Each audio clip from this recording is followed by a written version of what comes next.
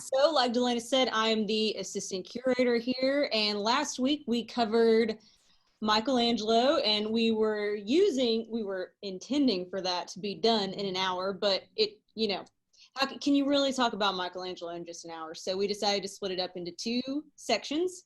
So I'm going to share my screen with you all because it's got my PowerPoint on it that I want you all to see. That way you can have access to the images that I am talking about. Of course, you guys can also feel free to, on your own computer screens, if you want to look at something else that Michelangelo has done or you want a clearer picture, feel free, but this just makes it a little easier, especially if we're going to recap. So we kind of started out last week just talking about, well, who is Michelangelo? Where is he from? Why is he significant? Why is he important? So just so you know, he's significant because he kind of changed the fabric of what we consider modern art today. Even some art historians call him the first modern artist. And it was because he essentially knew that he was good. And he signed some of his work. He was very aware artists were moving up in the kind of the social hierarchy over here. So he kind of formed a stepping stone to what we consider, modern art today. And the reason we're doing these videos and these lectures is because all art is essentially connected. So just like the present just can't get away from history, art also can't get away from art that has been done throughout history. So in a very real sense, art is never really new. It's just ideas repackaged for a specific culture, pretty much. So we're going to go through Michelangelo right now. And now I put Michelangelo, the misunderstood genius. You should know that he was also a drama queen. And he prided himself on being as such. He was very much a loner. He was actually one of the only artists in the Renaissance to not actually have a workshop, which is pretty shocking considering he's considered one of the best artists, if not the best artist throughout history. So he was a Florentine sculptor, architect, painter, and poet. Like I said, artists were moving up kind of in social circles, so they wanted to be known as fancy, pretty much. They wanted to be known as significant and important. They didn't just want to be craftsmen anymore, but they wanted to be true Italian Renaissance men, which meant they were also educated. They were interested in science and mathematics and philosophy and theology and all of these things. So Michelangelo did have a long artistic career. This is why he's so well remembered. He actually lived up into his 80s. And you should know that Michelangelo, even though we're going to study his paintings today, he wanted to be known first and foremost as a sculptor because he considered that the highest art form. And that got into certain debates about, is painting or sculpture better? Where in sculpture, you can see everything 3D, right? You can essentially walk around a sculpture and see how different positions of the body or the figure interact, and there are certain angles that you can't see in painting, right? So you can't go behind the canvas and see, the backside of whatever figure you're looking at, but you can do that in sculpture, which we will see. So we're going to kind of flash forward. This is one of Michelangelo's early works, at least it's attributed to him by Vasari. Vasari was one of the first, is really considered the first art historian or a proto-art historian. So he went around talking about all of these artists that came before him, and he was definitely a fan of Michelangelo. So this is attributed to Michelangelo, something that he did when he was right around 15. And he was essentially copying works from major sculptors like Donatello and others. So, this is called a relief sculpture, so we know that it's not an actual sculpture because actual sculptures are formed in 3D, right? They're three-dimensional. This is a relief, meaning it's shallowly carved into something. And we can already see, if you can see my mouse right here, we can already see that he's interested in human anatomy at a very young age. So look, you can just see the musculature of the Christ child here. Also, this is the Madonna and Child. This is a very popular theme in Renaissance art. That's why we actually have so many of them, because the church was largely commissioning major works at this time. So we can see that he's interested in how the human body interacts with things around it, with other figures. He's also interested in a bit of perspective here. So we know he's interested in atmospheric perspective, which is when something looks farther away because it's smaller. That's atmospheric perspective. So when you see mountains in the distance, you know they're smaller, even though you know that they're actually large. That's the idea of atmospheric perspective. He's also working with linear perspective. And it's not done perfectly here, but he is working with some lines here to give a realistic depiction of what we're seeing. So we're seeing his interest that he perfects eventually in his artistic career in this early work done by a 15-year-old, which is pretty impressive. So then we move on to Baccus. Now this was kind of when Michelangelo pretty much, you know, busted in on the scene, right? And he caused a little drama because this was originally for a cardinal, and Michelangelo pretty much depicted Baccus as drunk out of his mind. So, but he's interested. The reason he did this is not for, you know, a commentary on human depravity or anything like that, but it was really a commentary on the psychological involved in physical movements. And so with the slightly open mouth, with the kind of clumsy-ish stance, and kind of his weight is not actually on that foot, but it's like drifting forward, like he's stumbling. All of that was meant to play into the psychological aspect that Michelangelo was really interested in. And we know that it's Baccus because there are certain symbols that kind of give us key themes. So we obviously know that grapes have long been associated throughout history with wine and with fermentation. We also have a drink that he's got in his hand right here. And so he's also got a satyr right here. And so that means he's a mythological figure as well. And so naturally we would be like, oh, he's Baccus, the god of fertility and wine. So as we kind of go through, let's look at the Renaissance context, because this will make a little bit more sense when we get to the Sistine ceiling.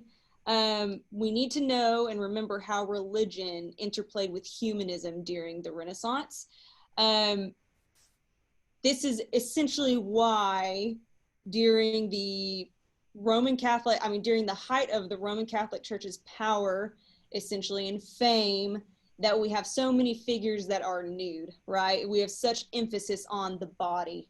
And it's because there are humanistic ideas running through it that said, oh, well, humanity is God's greatest creation, so this is something that we should not be ashamed of. And so artists were really interested in depicting kind of this idealized style of figures, which will change eventually as kind of the Renaissance gives it way into the Counter-Reformation era, and then the Counter-Reformation eventually gives into like the Baroque period. All of that stuff will start to shift.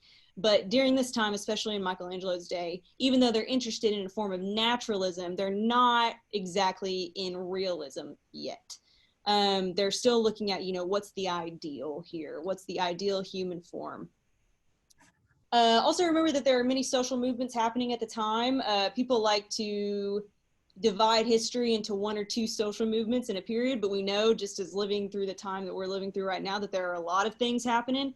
A lot of things happened in history too, and so there are different ideologies at play. So just remember that classical antiquity and Roman Catholicism largely interacted with one another, and this emphasized a lot of intellectualism going on in the period, and it also was a symbol of a high social status as well, that you were aware of these things.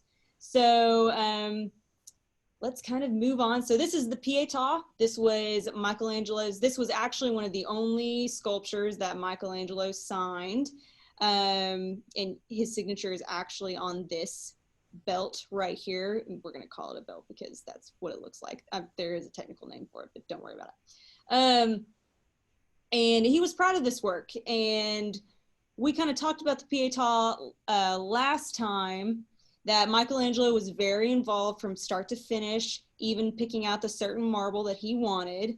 And he was interested, remember, he's interested in making himself the greatest artist, aka the greatest sculptor around. So he was doing stuff that a lot of artists and sculptors were not interested in. And we kind of focused on this one these limbs right here that are kind of free floating in space. This was not usual. Michelangelo was giving some embellishment here. He wanted to be known as the greatest, meaning that I'm willing to take these risks and I'm going to be successful at them because I'm not only competing with artists in my day, but I'm also competing with artists all throughout antiquity to prove that I'm the greatest. So this was one of the sculptures he was proud of, and it is still considered one of the greatest masterpieces that Michelangelo has created. So, like I said, he wanted to be known as a sculptor, not necessarily a painter, but he was an excellent painter. And we are going to look at mostly his painting today. We're going to get into some of his architecture, but it's mainly going to be of his painting. And we're going to see that even though he was not remembered as the greatest colorist in the world, in the Sistine ceiling, that myth is going to kind of be debunked. His colors also always seemed a little bit muted because the Sistine ceiling hadn't been cleaned in so long. And so once they cleaned the ceiling, you know, got rid of all of the dirt and all the smoke from all of the candles that had been burning there for centuries, they found out that, oh, Michelangelo is actually a very good colorist. And look at all these jewel tones that are found here. And you'll actually see even more rich colors in his Last Judgment too. So we began with the Sistine ceiling, and this is located obviously in the Sistine Chapel on the ceiling. This has a lot of significance because this is where the Pope would lead Mass and where he leads Mass, and where the College of Cardinals choose the next Pope. So there's a lot of religious significance happening. Every surface in this chapel is covered. When light is diffused, Michelangelo's figures really take on a sculptural look and a sculptural presence. For Michelangelo, he, like I said, wanted to be known as the foremost sculptor, but that idea really translated into his painting as well, meaning he infused his painting with sculptural aspects, which we will see, and which I'll just point out. The most obvious signs are these here. These figures are holding, it almost looks like they're holding these painted scenes up, right? And so he infused a lot of architectural and sculptural elements even into his painting. And then his figures all already, as we'll see, have a sculptural aspect to them. They're very massive, they're very large, they really have an overt presence. So this is really considered the moment where Greek and Roman sculpture, this was the moment where Greek and Roman sculpture were being rediscovered, and so we know that that was a huge influence on what Michelangelo was doing in his own art. So, Pope Julius II commissioned Michelangelo to paint the Sistine Chapel ceiling. The ceiling is part of a larger whole. The main idea, the main scenes are the 9 scenes from the book of Genesis found in the center. They're meant to complement earlier 15th century paintings along the walls and tapestries finished by Raphael. And this leads to an important point in Renaissance art. Almost all religious art, or that commissioned by the church, fits within a larger theological and intellectual scheme. And so when we look at art today, you will go into museums and you'll see isolated paintings. You know, if you go into the Renaissance, even the Northern Renaissance section, medieval sections of a large museum, you're going to see these paintings isolated. But that was not the case back, you know, in their heyday when they were created. They were created for a specific purpose. They usually had a very important theological and didactic purpose, which didactic just means this is something that's important to be taught, right? Didactic just means teaching. And so just know that this scheme in the Sistine ceiling, it makes sense. It's not just 9 random scenes from Genesis, and we're gonna talk about that a little bit. So we're gonna walk through the 9 scenes, speak about certain embellishments Michelangelo included, such as the Libyan Sybil, which is pictured here, but we'll come back to her. So just so you know, and can be familiar, you can find this on Google, I think, if you really want to follow along, but here are the 9 scenes that we're going to primarily talk about, and I'm going to either talk about a Sybil or a prophet, depending on where we're going. Now, when you begin, it obviously starts with God creates the world, right? He divides light from darkness, and the scheme moves this way. For us, we're going to start right here. Noah, drunk in distress. We're going to work a little bit backwards. because that's how I was taught it, and that's how I'm going to teach everybody else. So we know that in the corners are other biblical scenes, right? Judas slays Holofernes, David slays Goliath, Moses, Haman. And here we have families. We have the extended family of Jesus Christ going all throughout history. Jonah, Jeremiah, like I said, where there are prophets and there are Sybils. And these are ancestors right here in these areas. But we're not really going to focus on them because we really just don't have the time. But all of this is found in the Old Testament, which we think is probably interesting because here we are, the center, you could say the center of Christianity as we know it for the time, and not a single picture of Jesus is found. Interesting. So we'll get there though. So, so the prophets and Sybils that we'll talk about, prophets were early figures, early religious figures, Jewish figures that prophesied of a coming Messiah, of a coming Savior. So here is the prophet Joel, which you may remember from stories, from Bible story time. And this is Noah drunk and disgraced. And so this is found after the Great Flood, and all of these symbols pretty much, I mean, these prophets work together with these certain biblical stories. We don't have a lot of time to go into specific ones, and so we'll kind of touch on some really highlights of them. But also notice that, like I said, each figure has a sculptural quality. Okay, so there's a massiveness here. Just notice how there's so much weight in this figure. And remember, early Michelangelo, so when we look at the Virgin and the Christ child that I showed you at the beginning and that we talked about a month ago, okay, he's interested in these figures being weighted down pretty much, right? He's interested in mass. He's interested in a realistic depiction that there's an actual human body sitting here. And we can even see it here in the depiction of Noah, just how massive he is. Look, he's old but he's like ripped, right? And so he's definitely interested in a fleshly, bodily presence in his figures, and in particular, even his religious figures.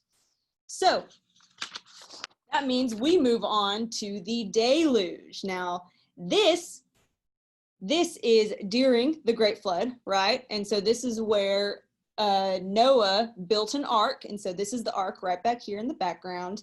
To save him and select family members from the oncoming flood. Now, if you remember from the biblical story, the flood was told to Noah and he tried to warn people and everybody kind of laughed in his face. And so when he started building the ark, everybody was continuing to laugh. And now this shows that everybody is essentially dying. There's judgment, there's God's divine judgment happening. And you can even see people trying to bust in on the ark here.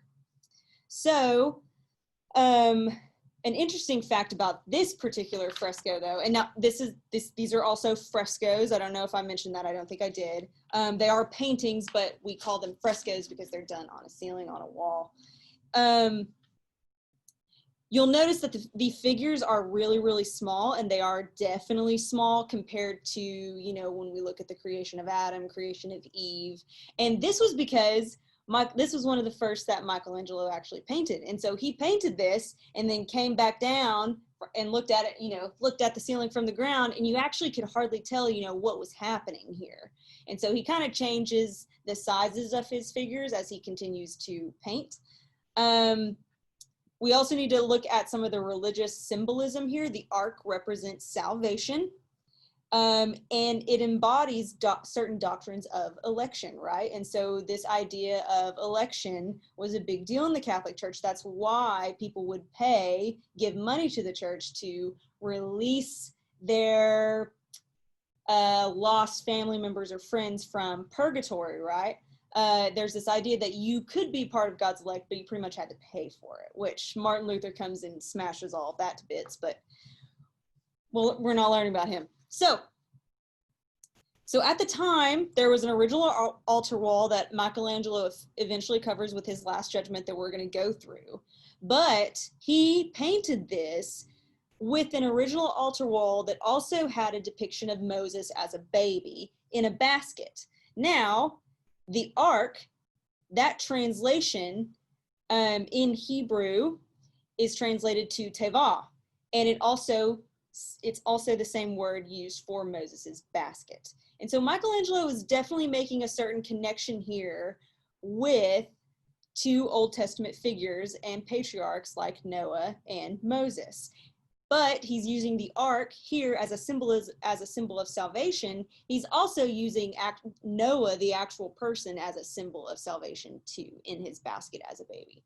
And so, like I said, these frescoes relate to each other in a way that you could probably spend your whole lifetime learning about, and you'll never know all of it. So it's a lot of fun to study. So moving on, because I want to make sure we get to the Last Judgment, because it's one of my favorites of all time. So this is Noah and his family make a sacrifice after the flood. So remember, in Judaism, you had to make a sacrifice to show your thanks to God, to ask for, for confessions of sin, all of these things. And so that is, these are Old Testament depictions. And this is the prophet Isaiah. Now, you'll remember Isaiah. He's kind of the big dog that talks about about a coming Messiah. Now, we're going back to this idea that we don't see any representations of Christ here. And it's because Old Testament figures are laying the foundation for the coming Messiah, right? So in our current culture, a lot of people kind of like to unhitch from the Old Testament and be like, no, but Jesus fulfilled everything, so we don't need to worry about it. But that's just not necessarily true. The Old Testament laid the foundation as to why Jesus had to come as a Messiah. And Isaiah was one of the foremost prophets that talked about this. And these Old Testament prophets and these patriarchal figures also are typologies of Christ. And so just know that the Catholic Church was very well versed in doctrines about Christology, or about the person of Christ. When you find representations of certain men of faith, when you look at Moses, when you look at Jonah, when you look at Isaiah, when you look at even minor prophets like Micah, all of these served as types for Christ, whether by their faithfulness, by their bravery, by their courage, and all were perfected in the person of Christ. So many patriarchs and prophets and heroes of the faith, they are types of Christ. Now, you've probably studied this or seen it before, and this is the temptation and expulsion. So this is in the Garden of Eden, and this is the moment where Adam and Eve are tempted by Satan, which is this woman, depicted as a woman. Isn't that interesting?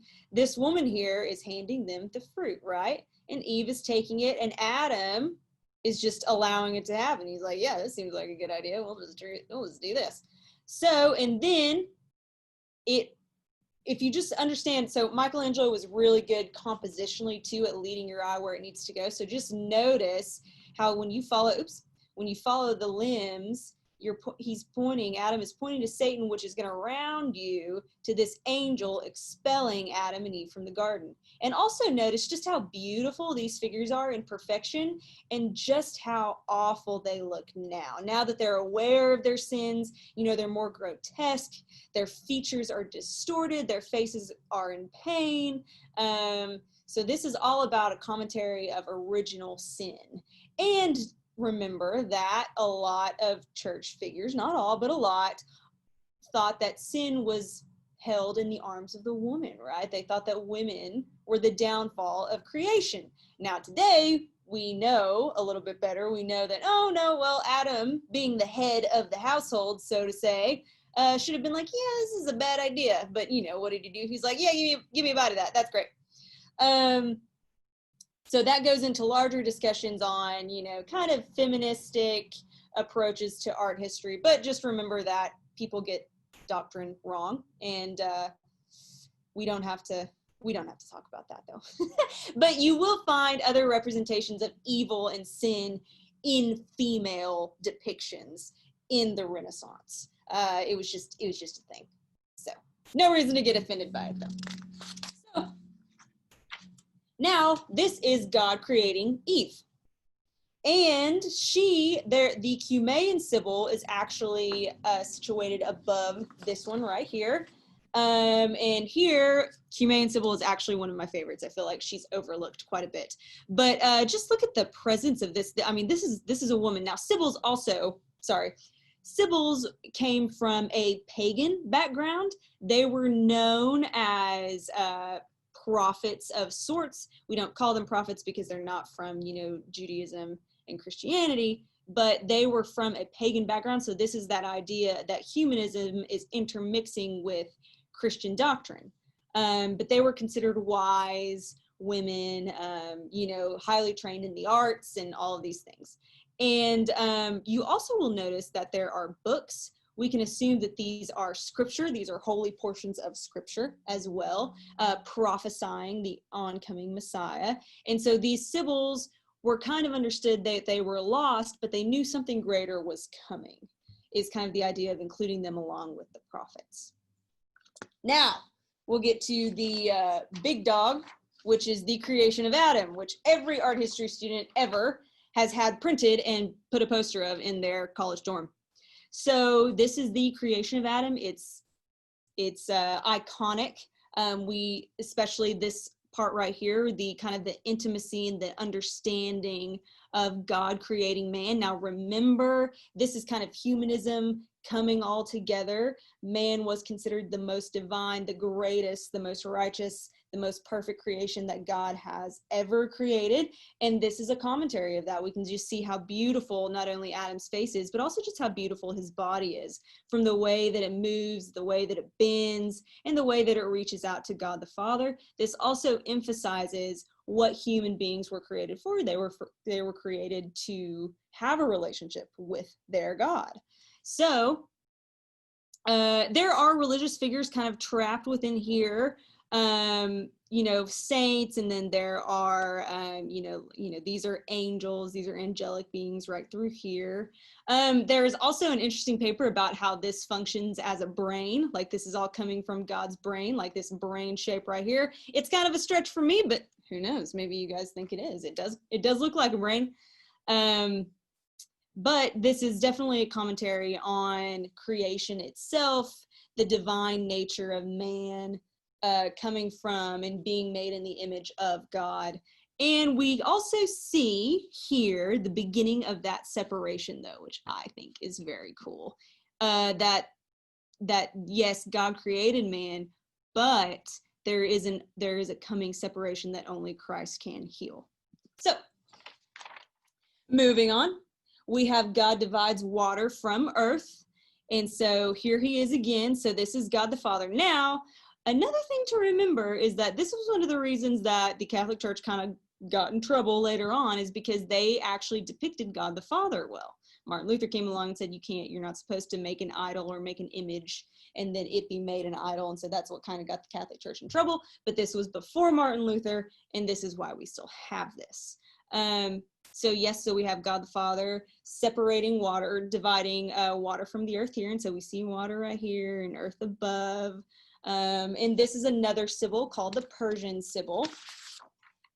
And she's also looking at an old ancient text here. And this is God creates sun and planets. And we can obviously see, well, here's the sun. Here's the moon behind him, or planet behind him.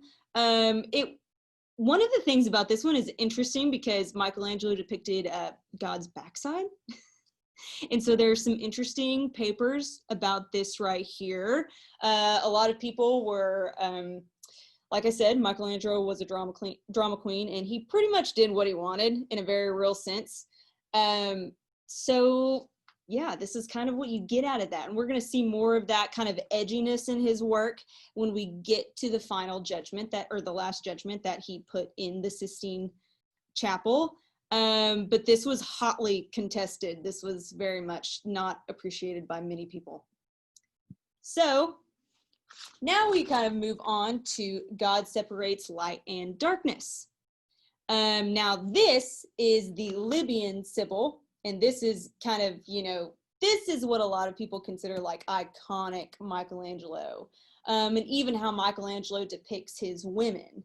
There are even historians that debate whether Michelangelo ever even paints women, because this woman was actually based off a man, a male model. And we can kind of tell that because, you know, she's also ripped, right? So so Michelangelo is kind of known as the artist that just makes like ripped people all the time. Looks like they hit the gym, you know, 3 or 4 hours every single day. But we can see just the strength in their shoulders. And remember, like, these are considered supernatural or significant figures. And so Michelangelo is imbibing them with a sense of grandeur, right? He's wanting them to be above the people that are looking at them, right? And that even extends to their just bodily structures. And he influences, I mean, you obviously know, he influences how people consider the human body later on. He was building off of what Leonardo da Vinci had done and working alongside, or at the same time, of Raphael, but he kind of took it a step forward, that his figures are monumental and grand in every sense of the word. And we can also see that he's also interested in how the body moves and twists and curves. Now, this is a near impossible position to get your body into, but in the realm of the divine, in the realm of the supernatural, it is possible. And so even to, I mean, just the movement of this figure, I think, is why she is also just popular, from the way that she twists, the contours of her body, how light and shadow interact on her hair and down her back. And even like, just look at this toe. I just love this toe. I don't know why I do, but I do. And I think it's just because there is a very human element to it as well.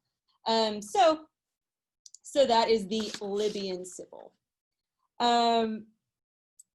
Now, really, this isn't bad for an artist that insisted that he wasn't a painter, right? Like, we're looking at one of the foremost masterpieces of the Renaissance from an artist that insisted he was not a painter. So that's something to really kind of consider and study.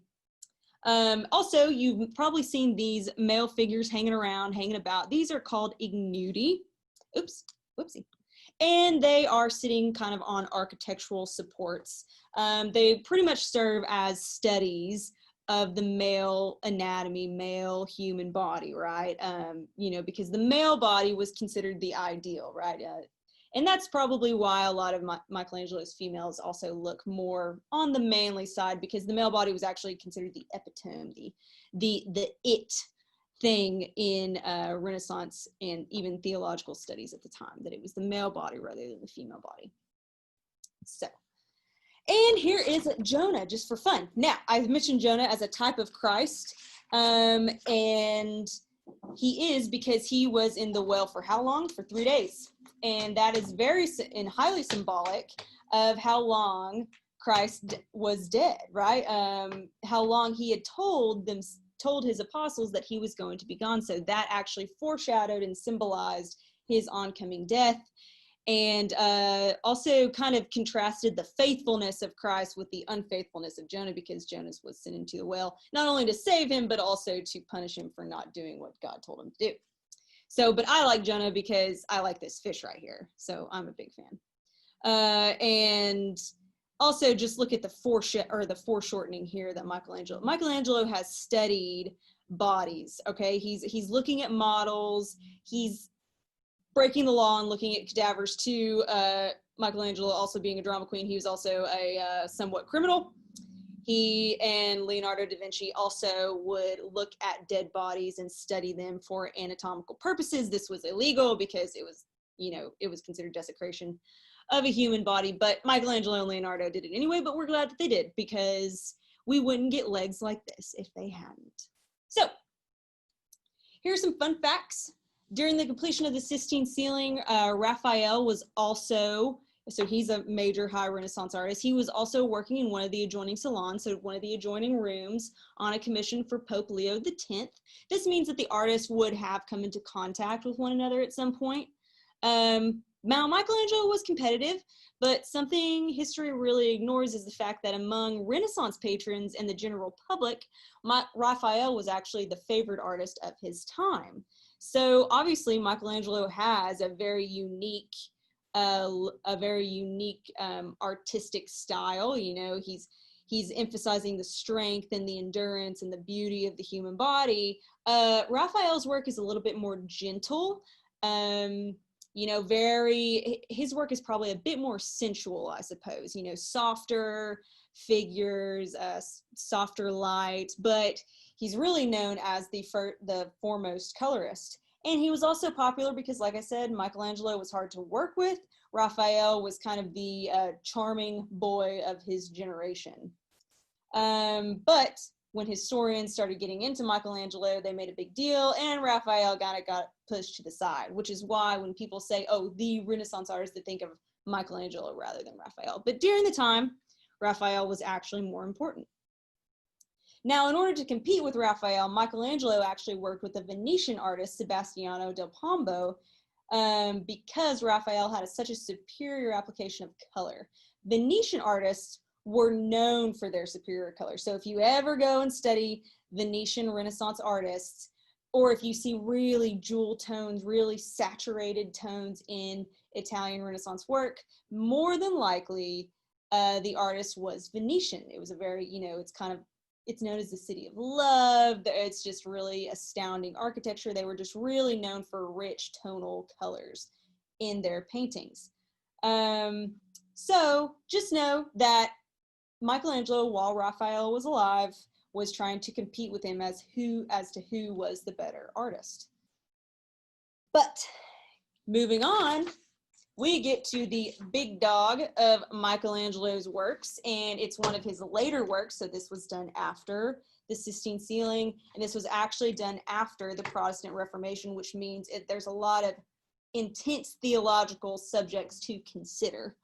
So this is probably the most debated works of art within the Italian Renaissance, because the work embodies such significant theological and humanistic ideologies. So this was painted between 1536 and 1541. The Protestant Reformation was making waves across Europe, and it was really influencing a lot of the young Roman, Florentine Catholics, including Michelangelo's good friend and fellow poet, Vittorio Colonna. So the Roman Catholic Church then began to institute their own Counter-Reformation to address concerns propagated by the Protestants. So this is a hotly debated time, which is why it was so contested.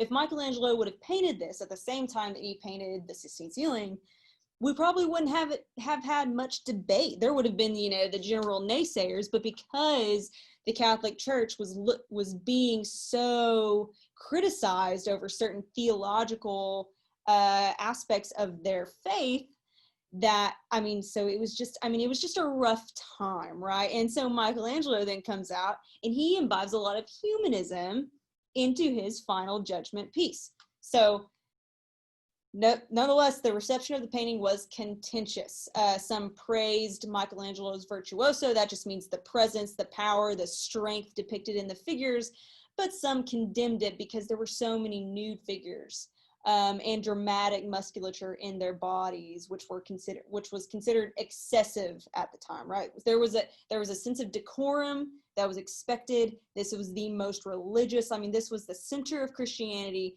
And Michelangelo puts in a lot of nudie figures into this very religious setting, right? So it was a big deal. The reception was also tainted by members of the Reformation, which were already condemning artworks commissioned by the Catholic Church in droves, right? They were saying, like, look at your art, you know, all it is pretty much just pornographic in what's supposed to be a religious setting. You're not teaching the people anything. You're just forcing them to look instead of actually preaching or teaching the word like you should. So that was one of the critiques of it. Luckily for us, the painting survived as a testament to the height of the Italian Renaissance and even Michelangelo's career. So this is the Last Judgment. Now, this figure right in the center is Jesus Christ.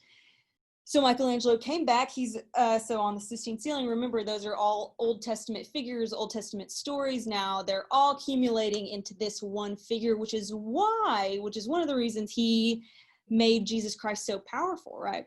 he made Jesus Christ relatively young. You know, he was only 30 when he began his ministry. So Christ isn't depicted as an old man. He's depicted as young.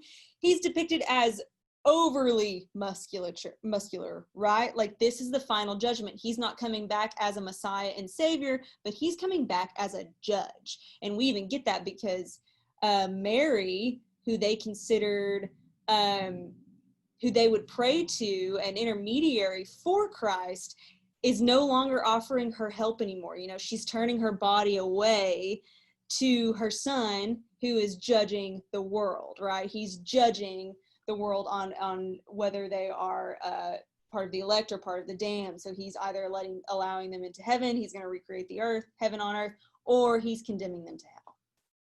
So there's also a portrait that we'll kind of look at. I actually don't think you'll be able to see it. So this figure right here, Michelangelo had a pretty sick sense of humor. So this figure right here is actually considered, this is the flayed skin of Saint Bartholomew, I believe. And this is actually meant to be Michelangelo's self-portrait of himself. So, and a lot of art historians kind of go into, you know, was he feeling guilt for some reason? Was he convicted over something? Was he, you know, struggling with the Protestant Reformation versus what the Catholic doctrine said? There's a lot of background into like what was happening. So we get kind of a better picture of Jesus Christ here in the center. It's a little bit more clear. Michelangelo is no longer interested in displaying the optimistic ideal body, though, from the high Renaissance. You know, he's no longer interested in displaying this, you know, ornate, sensuous beauty found in the Sistine ceiling, but the body really serves us as a body that is highly symbolic, because the church has been challenged, like I said, by Martin Luther and the Reformation, so it's full of turmoil, and we can see that. We can see this body is just full of tension, you know, even the musculature, you know, that's twisting and it's chaotic and it's turning, and this is the Son of God. This is the Savior and the Judge of the world. And Michelangelo, even though he's beautiful and young, has depicted his body with a lot of tension. And it's a tense moment, right? You know, if you judge the world and see if you're full of tension, you probably are. So, so just know that during this contentious time, you're not going to get the same charm. You're not going to get the same sense like you're looking at the Sistine ceiling that's looking to the Messiah. It's got an optimistic light. Now you've got the end of the world as you know it, and now God is going to remake the world, which there is a form of optimism there, but at the judgment, it's going to be sad because there are going to be so many people condemned for their sins and unrepentance in their life. So, Michelangelo also seems to be very concerned with his own soul. And like I said, a lot of kind of psychologists and art historians that are interested in the psychology behind these figures have kind of dove into, you know, is he concerned for his own soul? Does he consider himself saved? You know, because Michelangelo was also a very religious man. So moving on, this kind of serves as highly symbolic of the Catholic Church. And so these are angels, you know, these are angelic figures so here's some angelic figures here. They're grabbing people below and taking them above into heaven, right, during this final judgment. And these figures in particular are very interesting because this is a rosary right here. And so this symbolizes the prayers of the people that are now saved, and that prayer to the church prayer to God and giving to the church can save you. So, so this is the blessed rising up from their graves too, and angels are assisting them. And really, we can really see how dense and muscular these bodies are, because it takes a lot of effort on the angels' parts to lift them up. So we know that they're heavy, right? There's a heaviness here in all of the figures, that this is a very serious moment. These bodies are dense, they're tough to lift up. You know, we can see the weight trying to pull them down, and that's going to be the chaos of what the final judgment entails. So now let's go over here. So these, I mean, like I said, there's a huge emphasis on the physicality of the damned, more so than the blessed. So we're looking at the physical nature of the damned. We see even more musculature. We see a lot of more nudity, even though we do see some nudity in the blessed figures and the angels and the religious figures. We see even more of that flesh condemned in the damned. Demons, so are kind of all hidden throughout here. So here's a demon right here. They are pulling people down. Here's a demon right here. He's got horns. They are pulling people down to hell because they have been judged. Angels are also present in the background. This one is not such a good one. Here's an angel right here that they're also fighting with the demons on who is going to heaven and hell. So there's a struggle, right? It's a highly symbolic struggle of a person in, a Christian or a Catholic at the time in their life. There's a struggle between the fleshly idea of sin and their now righteous soul, right? Their cleansed soul through the blood of Jesus Christ, correct? So, it's just really, it's this battle of good versus evil, of angel versus demon, of, the heavenly versus the earthly. So there's a lot of theological significance here as to these angels and these demons struggling for the souls of people. The most arresting figure of the damned is this man right here, and he is called the damned man because of his psychological anguish. And so you remember I told you that Michelangelo is interested, when we were talking about Baccus, Michelangelo is interested in the psychology behind the physical presence of a person. And so this guy has realized that he will spend an eternity in hell away from the God that he refused. And the demon right here two demons right here are pulling him down, and he's fixing to get it pretty much. So something to consider in the chapel is that we can see both the ceiling and the altar wall with contrasting bodies of strength and dignity. Oops. Oh no. Uh-oh, I don't know how to get this off. Sorry.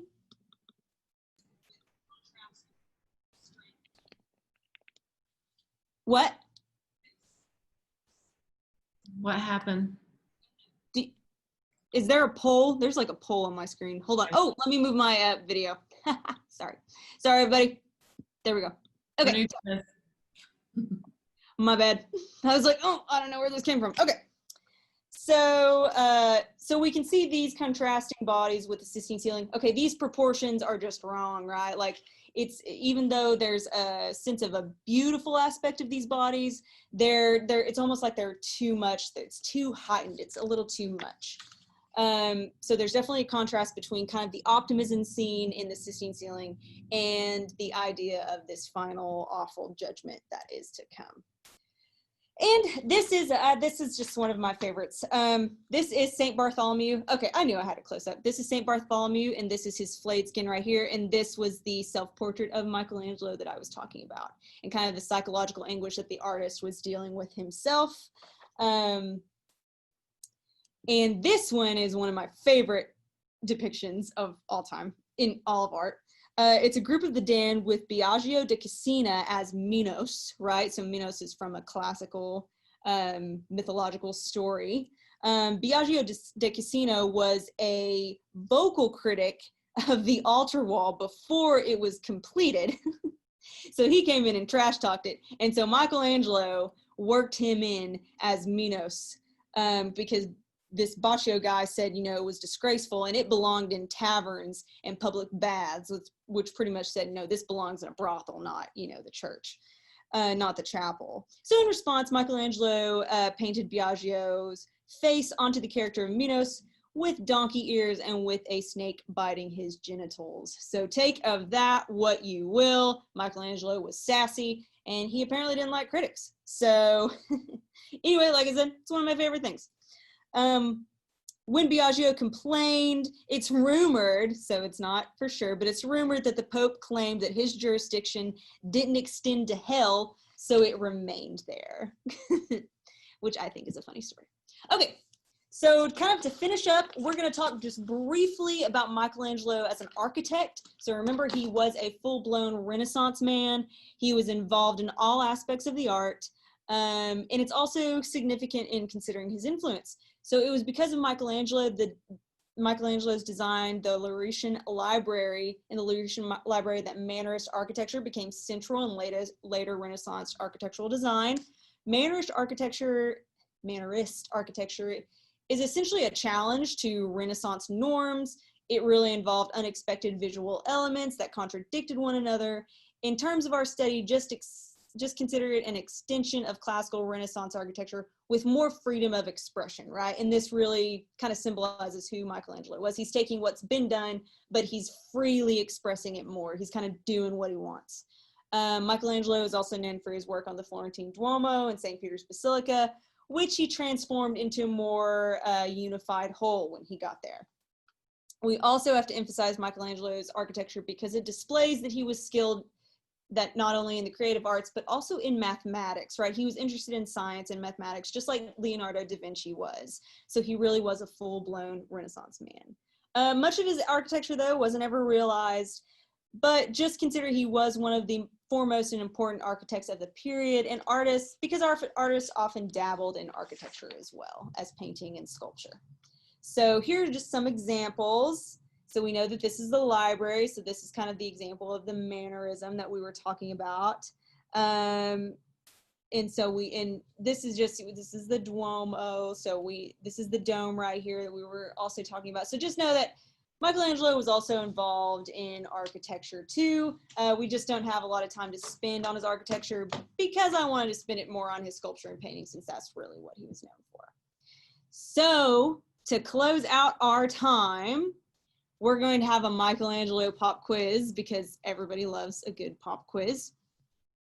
So it's simple though, and we can have a discussion too, just for a few minutes, probably about 5 minutes.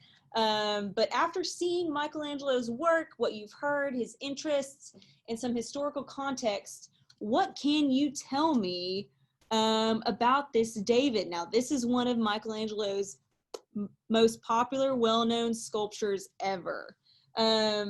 So let's just kind of briefly discuss this and just chime in, because there's no way that I think, relegate what you guys, can say, but just chime in, be respectful of one another if you've got an opinion, but just consider these questions. What can you tell me about David? Would you assume that Michelangelo had sculpted this, and why?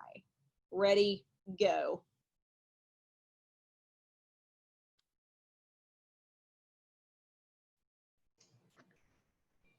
One of the things I see is the lack of a support for like his hands, that they're free, or they don't have what you had talked about before, that the other sculptors had made sure that the wings or the elbow or something out there would have some kind of support holding it up. Yes, yeah, very good. Yeah, Michelangelo was definitely interested right here. He has a very small support right here for this David. But yeah, he was definitely emphasizing, look how good I am, because I can put this leg, I can put these arms in free space pretty much. And it's not going to break because I'm so good at what I do. So yes, good observation.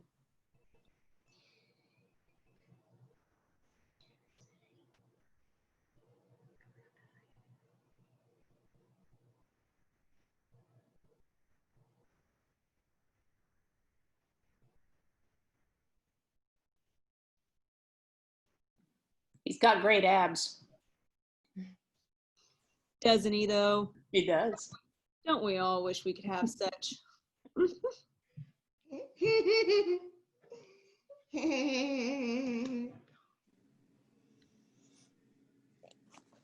you guys have any lingering questions or anything?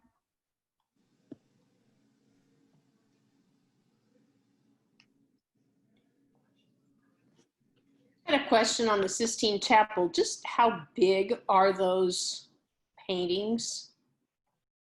Each of those sections, do you have any idea? Not off the top of my head. They are large. So they're larger than life, if that makes any sense, because the ceiling is very, very tall. Okay. So you know, even when we were talking about the deluge and the ark in the background, and even those small figures, even those figures are very, very large. And so it doesn't look big to us because there's just so much of it. But this chapel is very big.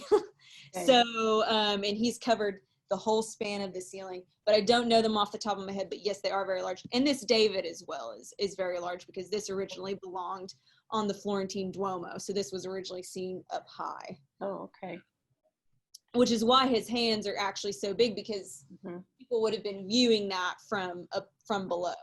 And so that's why there are certain figures in the Sistine ceiling that are kind of contorted in an interesting way, because they'll actually shift depending on where you are in the chapel. And Michelangelo took all of that into consideration. So.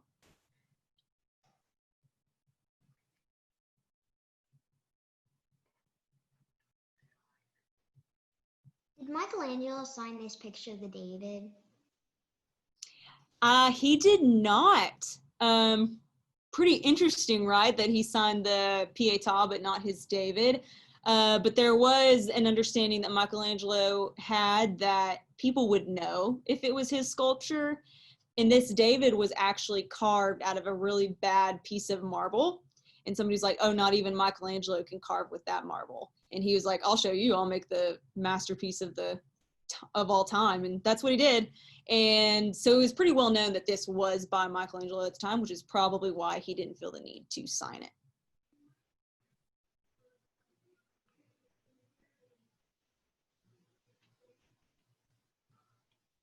How old, do we know how old he was when he sculpted David?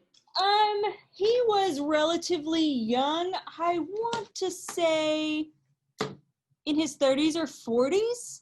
But I would double check me on that. I don't have the date right by me. But he wasn't 15, but he also wasn't, in his 60s, 70s, 80s either. His later work is more along the lines of the Pope's tomb. But so this was done kind of in his mid-career. So I would say right around 30s to 40s, potentially 50s, but I for whatever reason, I want to think 30s to 40s. He was already an established artist. He was born in 1475. Yeah, and I think 27. What? He was like in his early 30s, 20 or late 20s, something like that. Yeah. Yeah, so this, it was after kind of his Baccus sculpture, but he already was well known at the time.